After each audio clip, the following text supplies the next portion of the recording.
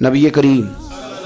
صلی اللہ علیہ وسلم فرماتے ہیں کہ ایک صحابی حضور کی بارگاہ میں آیا، عرض کی یا رسول اللہ صلی اللہ علیہ وسلم، پریشان رہتا ہوں اپنی آخرت کے لیے، اور یہ بھی بڑا اللہ کا فضل ہے کہ کوئی آخرت کے لیے پریشان ہو۔ حضور میں اپنی آخرت کے لیے بڑی پریشانی میں رہتا ہوں، کوئی ایسی بات بتا دیں کہ رب مجھے نجات عطا کر دے۔ تو نبی پاک صلی اللہ تعالی علیہ وسلم نے ایک ہی بات ارشاد فرمائی، فرمایا تم اپنے رب کے ساتھ بددیانتی نہ کرنا، اللہ تجھے نجات عطا کر دے گا۔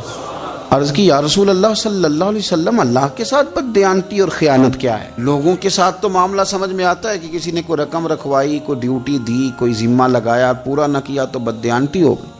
اللہ کے ساتھ بددیانتی کا معنی کیا ہے؟ تو نبی پاک صلی اللہ علیہ وسلم فرمانے لگے، وہ کام جو تمہیں خالص اپنے رب کی رضا کے لیے کرنے چاہیے تھے، ان کاموں میں اگر تم نے نیت کر لی نا کہ لوگ بھی دیکھ لے، غیر کا بھی تم نے ارادہ کر لیا، حکم دیا تھا اللہ رسول نے، کرنے تھے اللہ رسول کے لیے، اور جب تم نے ارادہ کر لیا نا کہ ذرا لوگوں کو بھی پتہ چل جائے میں نمازی ہوں، تہجد گزار ہوں، قاری قرآن ہوں، عامل بالسنہ ہوں، شریعت اسلامیہ کا پابند ہوں، جب تم نے یہ والا ذہن بنا لیا نا تو پھر تم نے اپنے رب کے ساتھ بددیانتی کی، پھر تم نے خیانت کی، پھر تم نے ٹھیک نہیں کیا۔ جب تم نے یہ ذہن بنا لیا کہ لوگوں کو پتہ چل جائے۔ حضرت شاہ منصور رحمۃ اللہ علیہ فرماتے ہیں کہ میرا ایک شخص سے بڑا قریبی تعلق تھا اور میں اسے بڑا نیک سمجھتا تھا، اور اچھے الفاظ میں اس کا لوگوں کے ہاں ذکر تھا، لوگ اسے نیک ہی سمجھتے تھے، لیکن مجھے کسی نے بتایا کہ وہ بہت ہی زیادہ بیمار ہے۔ میں تیمارداری کرنے گیا، میں نے اسے جا کے دیکھا تو بڑی اذیت میں تھا۔ میں نے کہا کیا ہوا؟ کہنے لگا حضور اپنے گناہوں کی پاداش میں ہوں۔ میں نے کہا تو بڑا نیک تھا۔ کہنے لگا حضرت جی میرا منصب نیکی کا تھا، میں نے تہجد پڑھی تاکہ لوگوں کو پتہ چل جائے میں نیک ہوں، میں نے تسبیح پھیری تاکہ پیری مریدی میں اضافہ ہو، میں نے سنت شریعت کا لبادہ اوڑھا تاکہ میرے عقیدت مند بڑھ جائیں۔ وہ کام جو اللہ رسول کے لیے کرنے تھے انہی کاموں پر میں نے یہ نظام بنایا کہ جس سے خرابی واقع ہونے لگی۔ حضور پھر میں بیمار ہوا، اتنا بیمار ہوا کہ اٹھا نہیں جاتا تھا۔ ایک دن پھر میں نے قرآن شریف منگایا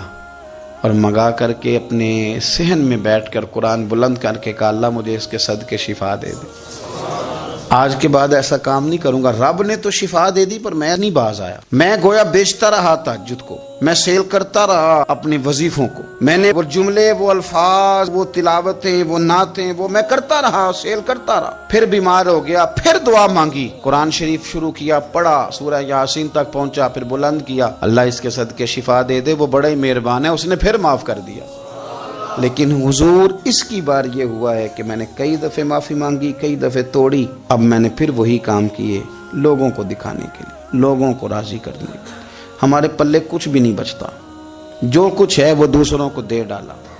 اس لیے نبی پاک علیہ السلام فرماتے ہیں قیامت کے دن اللہ تعالیٰ کچھ لوگوں سے فرمائے گا جن کو دکھانے کے لیے نمازیں پڑھتے تھے جاؤ ان سے جا کے اجر مانگو، جن کو دکھانے کے لیے تم نے صدقات کیے ان سے کہو تمہیں اجر دیں، جن کو دکھانے کے لیے تم نے روزے رکھے ان سے کہو تمہیں اجر دے۔ وہ جو تم نے لبادے اوڑے نا اور بڑا کچھ تم بنے کہ میں داڑھی والا، میں پگڑی والا، میں جبے والا، جن کو دکھانے کے لیے کیا جاؤ جا کے ان سے اجر لو، میں تو تمہیں اس چیز کا اجر دوں گا جو تم نے خالص میرے لیے کیا۔ تو وہ شخص کہنے لگا حضور اب میری یہ کیفیت ہے کہ اس دفعہ میں قرآن منگاتا ہوں، پڑھنے کی کوشش کرتا ہوں پر میری زبان پہ جاری نہیں ہوتا، آپ میرے لیے دعا فرما دیں۔ کہتے ہیں میں بھی رویا، وہ بھی رویا، ابھی میں اس بستی سے باہر نہیں نکلا تھا کہ اس شخص کا انتقال ہو گیا، وہ چلا گیا۔ آج تک پریشان ہوں کہ مالک بندہ نوازی فرما، تھوڑا سا اپنے لیے بھی ہمیں کچھ کرنا ہے، ہمیں غور کرنا ہے کہ یہ کام کرتے وقت میرا ارادہ کیا ہے، اس کام سے میرا مقصود کیا ہے، اور جس ارادے سے میں کر رہا ہوں پھر اس کا نتیجہ کیا ہے۔ اگر اسی طرح الجھ گئے، میں کہتا ہوں کہ ہم نے دعوتیں ولیمے بھی کھائے اور ہم منگنی میں بھی گئے اور ہم بارات میں بھی گئے اور ہم جناب سیاسی میٹنگ میں بھی گئے، کس لیے کہ دنیا داری ٹھیک رہے، یہ سارے کام دنیا کے لیے کر لیے تھے تو اب نمازیں تو نانا دنیا داری کے لیے پڑھیں، یہ سارا کچھ ہو گیا تھا نا دنیا داری کے لیے، تو اب داڑھی حج زکوٰۃ کا معاملہ تو دنیا داری کے لیے نہ کریں۔ اب اس پر تو نہ دھبا ڈالیں، اس پر تو نہ وہی لیبل لگا لیں کہ یہ اوپر بڑا اچھا خوبصورت پیکٹ اور اندر سے نکلے ہی کوئی شے نہ،